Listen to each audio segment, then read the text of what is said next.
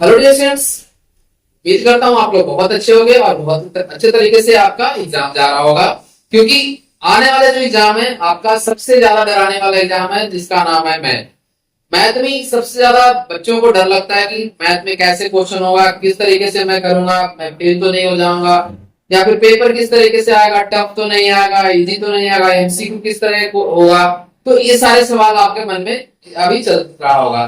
तो उन्हीं सारे सवालों का जवाब मैं आज आपको देने जा रहा हूं। तो आप लोग पेशेंस के साथ इस सेशन को शुरू से लेकर अंतिम तक देखना, जिसकी वजह से आपका सारा डाउट, सारा कंफ्यूजन दूर हो जाएगा। और किस तरह से अगले 7 दिनों में किस तरह से आपको स्टडी करना है, इन सारे चीजों के बारे में मैं अभी आप लोगों से डिस्कस करने जा रहा हूं। तो आप लोग चैनल पे जुड़े रहना और साथ में साथ सेशन को एक बार लाइक करना।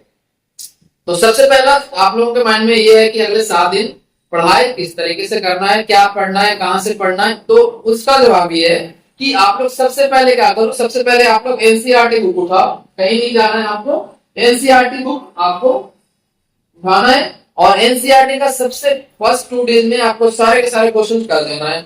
अगर आप लोगों को नहीं समझ में आता है तो आप लोगों के लिए सेशन प्रोवाइड किया गया है, तो उन सारे सेशंस को जाकर देखो। सारे सेशंस में आप लोगों का हर एक क्वेश्चन का डाउट क्लियर करवाया गया। तो उसके बाद जब एनसीईआरटी कर लेते हो आप लोग, तो उसके बाद सबसे पहले क्या करो, आप लोग आर डी शर्मा का बुक उठाओ।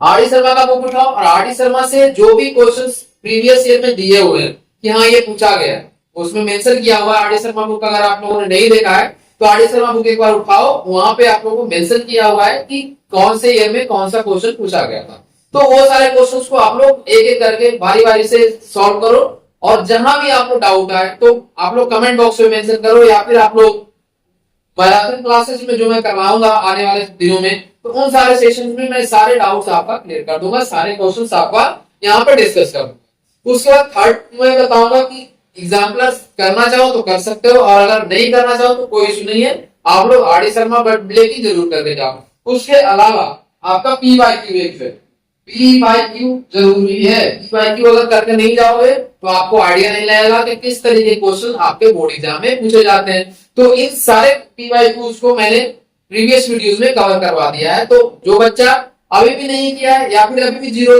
पे लेवल पे है, तो उनसे मैं रिक्वेस्ट करूंगा कि आने वाले 7 दिनों पूरे जी जान लगा के पढ़ ले। कम से कम एक दिन में आपको मान के चलो 6 घंटे स्टडी करना है।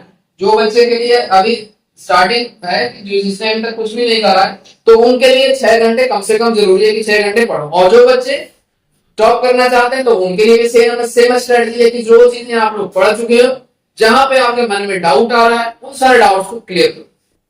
First point. सेकंड पॉइंट, आपके मन में ये सवाल आ रहा होगा कि क्वेश्चन किस तरीके के आएंगे, क्वेश्चन हार्ड आएगा, इजी आएगा, मॉडरेट आएगा। तो अब ये देखो मैं बता रहा हूँ आपको। सबसे पहले अगर एग्जाम का पैटर्न इस बार का देखोगे, जो कि 12th बोर्ड या फिर 10th बोर्ड का अभी तक का जो रहा है, उसमें आप लोगों को इजी क्वेश्चन देखने को नहीं मिल रहा है। मैं कह सकता हूं कि आपको मॉडरेट से हार्ड लेवल तक के क्वेश्चन मिलेगा। तो जो भी बच्चा मन लगा के तैयारी कर रहा है और जिसको ये लग रहा है कि भैया मैं टॉप करना चाह रहा हूं, तो आपसे मैं रिक्वेस्ट करूंगा, या जो बच्चा 99%, 98%, 95% इससे अबव लाना चाहता है, तो उन लोगों से मैं रिक्वेस्ट करूंगा कि आप लोग प्लीज नए टाइप के क्वेश्चंस भी अटेम्प्ट करो, नए टाइप के क्वेश्चन। क्योंकि नहीं करके जाओगे तो आपको अचानक से ऐसा लगेगा कि हमने कुछ पढ़ के नहीं है। तो क्वेश्चन आपका घुमाकर भी पूछा जा रहा है, डायरेक्ट इस बार क्वेश्चन नहीं पूछना। मैं अभी एक दूसरे बोर्ड का पेपर देख रहा था, जैसे हरियाणा बोर्ड का भी एग्जाम हुआ है, तो उस बोर्ड का देखा, तो उसमें भी क्वेश्चन ऐसा पूछा गया है जो कि बच्चे से नहीं हो पा रहा है, जो पढ़ने वाला बच्चा है उससे भी नहीं हो पा रहा है, क्योंकि उसमें आर डी शर्मा के क्वेश्चंस इंक्लूड किए गए हैं। साथ में जो एनसीईआरटी से भी क्वेश्चन है उसमें थोड़ा ट्रिकी करके क्वेश्चन पूछा गया। तो आपसे मैं यही बार बार रिक्वेस्ट करूंगा कि आप लोग प्रैक्टिस ज्यादा से ज्यादा करो। जितना ज्यादा प्रैक्टिस करोगे माइंड आपका उतना ही शार्प होते चला जाएगा। और आने वाले 6 दिन से 7 दिन जो है वो आपके लिए बहुत क्रूशियल टाइम है, बहुत ही इंपॉर्टेंट टाइम है। तो प्लीज आप लोग इस टाइम को अपने हाथ से नहीं जाने दो और ज्यादा से ज्यादा प्रैक्टिस करो। तो ये था आपका सेकंड पॉइंट। पहले तो आप लोग बुक कर लो। सेकंड पॉइंट में आप लोगों का जो डाउट था कि भैया हाँ एग्जाम मॉडरेट टू इजी रहेगा, लेवल ऑफ क्वेश्चन जो मैं बताऊंगा लेवल किस तरह के क्वेश्चन करेगा। तो यहाँ पे देखा थोड़ा पेन नहीं चल रहा है तो दिक्कत आ रही है। हाँ, लेवल ऑफ क्वेश्चन। इसके बाद आप लोगों के मन में एक सवाल और होगा कि कैसे हम स्टडी करें, स्टडी किस तरीके से करें, फॉर्मूले कैसे याद करें। तो मैं आपको एक चीज बताता हूं कि फॉर्मूले को अलग से याद करने की कोई जरूरत नहीं है, कोई भी आवश्यकता नहीं है कि आप लोग फॉर्मूले बेस को याद करने में ज्यादा टाइम वेस्ट करो, क्योंकि अगर आप लोग क्वेश्चन करते हो तो क्वेश्चन करोगे तो वहां पे फॉर्मूले का इस्तेमाल जरूर करोगे, और फॉर्मूले का इस्तेमाल जरूर करोगे तो एक ही टाइप के अगर 4-5 क्वेश्चन आप लोग करते हो तो वहां पे आप लोगों का जो फॉर्मूला है अपने आप ही याद हो जाएगा, आपको अलग से कुछ भी करने की जरूरत नहीं है। आप लोग अलग से अगर एफर्ट लगाते हो तो फुली टाइम का वेस्ट आप लोग कर रहे हो। तो एक चीज ये भी ध्यान रखना कि ज्यादा फॉर्मूले को याद करने में दिमाग नहीं लगाना, आपको सिर्फ और सिर्फ क्वेश्चन पे फोकस रहना है। क्वेश्चन करते समय जो भी फॉर्मूले का इस्तेमाल आ रहा है उन सारे फॉर्मूले को आप लोग, अगर जो बच्चा करना चाह रहे हैं कि हमें अलग से करना है तो आपके लिए मैं चार्ट प्रोवाइड कर दूंगा, तो उन सारे फॉर्मूले को इकट्ठे आप लोग पढ़ सकते हो, क्योंकि चार्ट में आप लोग को पीडीएफ को फॉर्मेट दे दूंगा और हर एक चैप्टर वाइज दूंगा ताकि आप लोग आसानी से इसको कर सको। हर एक चैप्टर का आपको कॉन्सेप्ट साथ में, फॉर्मूले साथ में, आपका बेसिस क्या है, उन सारी चीजों को मैं आपसे डिस्कस कर दूंगा, साथ में पीडीएफ प्रोवाइड। ये था आपका थर्ड पॉइंट। इसके बाद आपका थर्ड पॉइंट के बाद नेक्स्ट आता है आपका कि भैया ये बताइए कि पढ़ना कितने देर है, कैसे कैसे पढ़ना है, समय कैसे डिस्ट्रीब्यूट करना है, टाइम मैनेजमेंट कैसे करना है, क्योंकि मोस्ट ऑफ द बच्चे जो है टाइम मैनेजमेंट कर नहीं पाते हैं। तो टाइम मैनेजमेंट नहीं कर पाओगे तो वो भी दिक्कत है, क्योंकि आप लोग जैसे पढ़ोगे तो आपके मन में हाउस पोस्ट हो जाएगा कि भैया मैंने ये पढ़ लिया और आगे की चीजें भूल गए, आगे की चीजें पढ़ रहे तो पीछे की चीजें भूल गए। तो मैं आप लोगों से एक चीज को रिक्वेस्ट करूंगा कि टाइम मैनेजमेंट आप लोग कोशिश करो कि सुबह 6 बजे से पहले जागो। 6 बजे से पहले अर्ली मॉर्निंग अगर जागते हो तो उस समय पढ़ने का बहुत अच्छा माहौल रहता है, क्योंकि शोर शराबा कम रहता है। घर में भी जो बच्चे रहते हैं, 4-5 भाई बहन हो या फिर सिंगल फैमिली वाले भी बच्चे हैं, तो वो भी आप लोग शांति माहौल में ज्यादा कंसंट्रेशन के साथ पढ़ाई कर सकते हो। इसके बाद फोर्थ पॉइंट में जो बता रहा हूं वो है आपका ये कि आपको आगे पढ़ाई किस तरीके से करना है, मतलब कि क्लासेस कैसे अटेंड करना है। तो आप लोग सबसे पहले ये करो कि आप लोगों को जो मैं आने वाले 7 दिनों में मैं 7 आप लोगों का सेशन प्रोवाइड करूंगा, 7 सेशंस, जो कि आप लोगों के पूरे चैप्टर का रिवीजन रहेगा। साथ में इसमें क्या क्या रहेगा, मैंने एनसीईआरटी बता दिया, ऑडिशन बता दिया, और साथ में साथ प्रीवियस ईयर क्वेश्चंस। तो इन सारी चीजों को मैं आपके साथ डिस्कस करूंगा। डन। तो ये था आपका चौथा। इसके बाद आप लोगों को क्या करना है, कंसंट्रेशन कैसे बनाना है। तो कंसंट्रेशन बनाने के लिए सुबह सुबह आप लोग ज्यादा नहीं 5 से 10 मिनट मेडिटेशन किया करो। मेडिटेशन जितना अच्छा करोगे आपका माइंड उतना ही शांत रहेगा। मेडिटेशन नहीं करोगे आप लोग पैनिक हो जाओगे। हर बार बच्चा का क्या करता है, बच्चा बहुत सारे बच्चों को एग्जाम में क्वेश्चन आता है, लेकिन वहां पे गलती क्या करते हैं, वो डर इतना जाते हैं कि क्वेश्चन आते हुए भी वो गलत करके आ जाते हैं। तो यहाँ पे आप लोग समझने की चीज है कि आपको डरने की जरूरत नहीं है। अगर आप लोग क्वेश्चन आता है तो इतना प्रैक्टिस कर लो कि आप 100% एश्योर हो कि ये क्वेश्चन अगर आया तो मैं तो ये करके ही रहूं। इस तरह का कॉन्फिडेंस होना चाहिए। साथ में अब नए क्वेश्चन को कैसे अटेंड करोगे, न्यू क्वेश्चन को अटेंड करने के लिए एक मैं आपका 5वां पॉइंट बता रहा हूँ कि न्यू क्वेश्चन को कैसे अटेंड करो। न्यू क्वेश्चन मान लो अगर आपसे पूछा दिया गया, 1-2 क्वेश्चन आपका पूछा जाता है, हर बार पूछा जाता है, तो उन बच्चों को मैं ये सजेस्ट करूंगा कि पहले प्रैक्टिस जितना अच्छा करो उतना ही आपका न्यू क्वेश्चन करने का आपको जज्बा क्रिएट हो जाएगा, आपको जुनून क्रिएट हो जाएगा। क्योंकि आपको थिंकिंग लेवल जितना प्रैक्टिस करोगे थिंकिंग लेवल अपने आप ही दिन ब दिन आपका अगले 7 दिन में पूरे आसमान पे आपका थिंकिंग लेवल पहुंच जाएगा। तो आप लोग नए क्वेश्चन भी उस समय अटेम्प्ट कर सकते हो। और मैं यहाँ पे जो सेशन आप लोगों को करवाऊंगा उन सेशनों में आपका नए नए क्वेश्चन भी करवाऊंगा, ताकि आप लोग देख सको कैसे आपको क्वेश्चन पूछा। एक लास्ट अभी पॉइंट जो मैं आपसे बताऊंगा कि ये होता है कि आपका आजकल क्या हुआ है कि आपका लास्ट में जो 12 नंबर के क्वेश्चन रहते हैं वो सारे क्वेश्चन बिल्कुल ही अलग रहता है, जिसको अनसीन पैसेज टाइप का क्वेश्चन कह सकते हो। तो उन सब क्वेश्चन को कैसे करना है, उन सारे क्वेश्चंस को करने के लिए सबसे पहले आप लोग कुछ चैप्टर्स में बताऊंगा, उन चैप्टर्स को करके जाना, क्योंकि उन्हीं सारे क्राइटेरिया से आपका क्वेश्चन बनता है, उससे ज्यादा नहीं क्वेश्चन बनता है। अगर आप लोग चाहोगे कि भैया कुछ नया आएगा तो वो नया नहीं आएगा, पूछेगा आपका सिलेबस नहीं, लेकिन लेवल ऑफ क्वेश्चन जो रहेगा थोड़ा टफ रहेगा, थोड़ा इजी रहेगा। तो ये चीजें। और अब लास्ट एक मैं जो डिस्कस करने जा रहा हूँ कि आपके लिए सबसे ज्यादा बजट वाला चैप्टर कौन कौन सा चैप्टर, बजट मतलब सबसे ज्यादा स्कोरिंग चैप्टर कौन कौन सा है।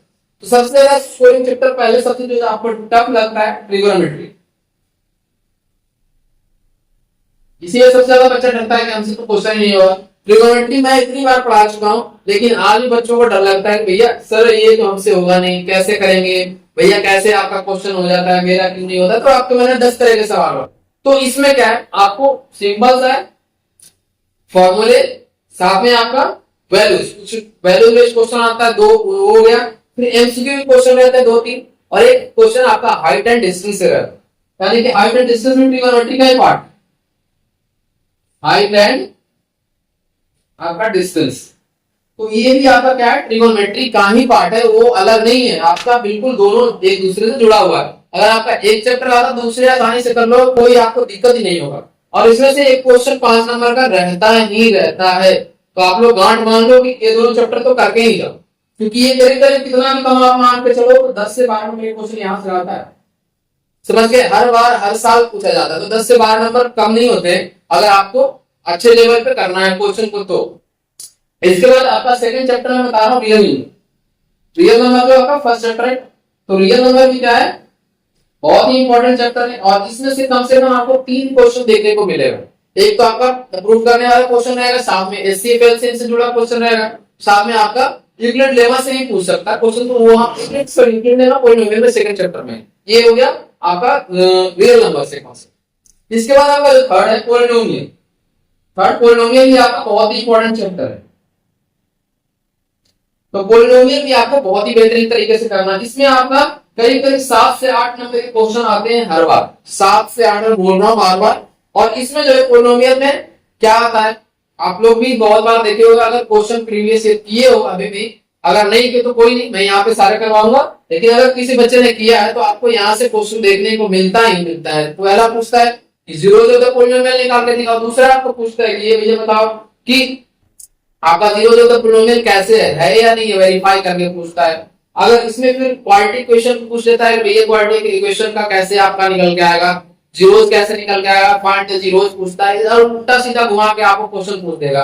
और वो भी आपसे मैं बता रहा हूँ, यहाँ से जो क्वेश्चन बनेगा आपका पॉलिनोमियल से आर डी शर्मा से ही बनेगा, आपको मैं 100% गारंटी दे रहा हूँ। तो ये आपको करना ही करना है, आर डी शर्मा इस चैप्टर का पॉलिनोमियल का आर डी शर्मा करना आपके लिए बहुत ही जरूरी है, बहुत मस्त चैप्टर का, क्योंकि ये क्वेश्चन आपको करना ही करना। तो यहाँ से 7-8 नंबर आता है। फिर आपका जो है स्टैटिक्स, स्टैट्स को कहते हैं स्टैट्स, तो स्टैट्स से भी आपका 8 से 10 नंबर का क्वेश्चन देखने को मिलता है। एक आपका लॉन्ग क्वेश्चन हो जाता है 5 नंबर का, उसके बाद एक 3 नंबर का क्वेश्चन रहता है, और एक आदि एमसीक्यू में पूछ देता है class mark, find the class mark और समथिंग करके ऐसे। तो यहाँ से 8 से 10 नंबर के क्वेश्चन आपको देखने को मिलता है। पहला मैंने क्या बताया, ट्रिगोनोमेट्री, दूसरा मैंने क्या बताया, रियल नंबर, तीसरा मैंने बताया पॉलिनोमियल, और जो आपका फोर्थ मैंने डिस्कस किया वो है स्टैट्स। तो ये 4 चैप्टर हो गए। इसके अलावा अगर हम बात करें तो आपके लिए एपी भी इंपॉर्टेंट है, एरिया रिलेटेड टू सर्कल भी इंपॉर्टेंट है, और surface area and volume, surface area and volume भी आपका बहुत इंपॉर्टेंट है। ये आप मान के चलो सरफेस एरिया जो भी बच्चा किया है तो सरफेस एरिया एंड वॉल्यूम करके जाए।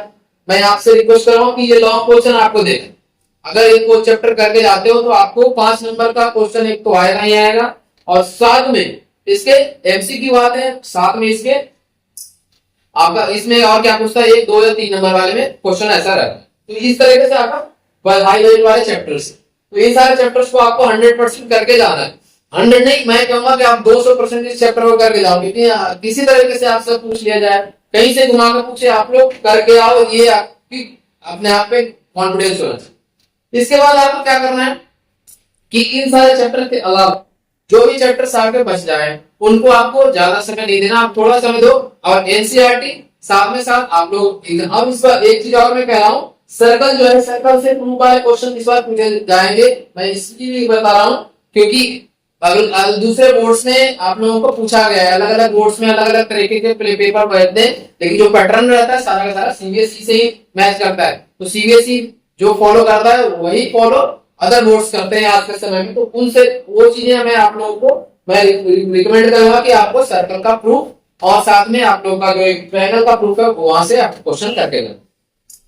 तो ये आपका 5-6 चैप्टर था, जो कि बहुत ही हाई लेवल वाला चैप्टर था, तो आपको यहाँ से करके जाना है, यहाँ पे आपको कोई दिक्कत नहीं। तो अगले 6-7 दिन की आपकी स्ट्रेटजी बहुत ही क्लियर होना चाहिए, कोई मन में डाउट नहीं होना चाहिए। डाउट अगर रहेगा तो आप लोग अच्छे से तैयारी नहीं करोगे, और अच्छे से तैयारी नहीं करोगे तो आने वाले समय में, आने वाले एग्जाम में आप लोग गलत करके आओ। तो आपसे मैं हर बार ये रिक्वेस्ट करूंगा कि बेटा जाओ करो, लेकिन ऐसा करो कि आपके आस पड़ोस के विद्यार्थी रहे, आप आस पड़ोस के जो स्टूडेंट हैं, आस पड़ोस के जो रहने वाले, आपको वो देख के आपको कहेंगे नहीं हाँ ये लड़का है, ये बहुत अच्छा लड़का है, इस तरीके से आपको फीलिंग आनी चाहिए मैंने जो किया बहुत अच्छा काम किया है। आप अपने फैमिली को भी विश्वास दो कि आप मम्मी पापा जो भी भाई बहन है कि मैं अच्छा करके आऊंगा, ये मेरी गारंटी है। मैं अपने पे चैलेंज अपने आप, एक चैलेंज अपने आप से करो कि मुझे अच्छा करना है। अगर ऐसा चैलेंज अगर आप अपने आप से करते हो ना, तो वहीं से आपका ग्रोथ स्टार्ट हो जाता है। जितना अच्छा आप लोग चैलेंज एक्सेप्ट करोगे उतना ही ज्यादा आपका ग्रोथ। तो अगर आप चैलेंज खुद से कमिटमेंट नहीं करते हो, खुद से कमिट नहीं होते हो, तो वहां पे ही दिक्कत आना शुरू हो जाता है। आपको अपनी लाइफ की पढ़ी नहीं है। तो अगर आपको अपनी लाइफ की पढ़ी, तो ये सारे चैप्टर्स, ये सारे जो मैंने डिस्कशन किया, वो स्टडी प्लान की कैसे आपको स्टडी करना है, टाइम मैनेजमेंट कैसे करना है, साथ में सुबह जागना करना है, इन सारी चीजों पे आप लोग अगले 7 दिन तक ध्यान दो। अगर 7 दिन देते हो तो मैं गारंटी देता हूँ कि आप लोग पेपर को फाड़ के आओ।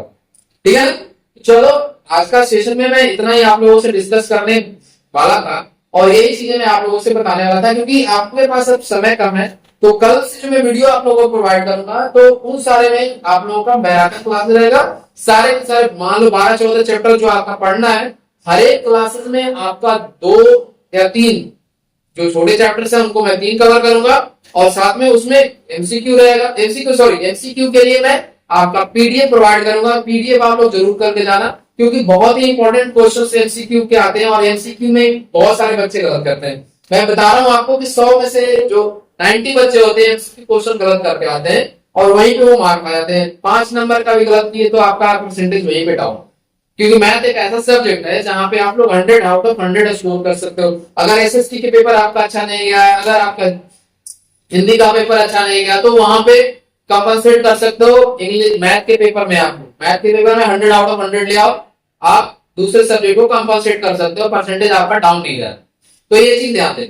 तो इसी के साथ आज का जो सेशन है यहीं पे क्लोज करता हूं। तो आप लोग बेहतरीन तरीके से पढ़ो, और मेरी दुआएं आपके साथ है। तो चलो इसी के साथ हम अगले सेशन में, नए सेशन में जुड़ेंगे, और नए जोश और जुनून के साथ जुड़ेंगे। तो thank you so much for watching this video, and best of luck.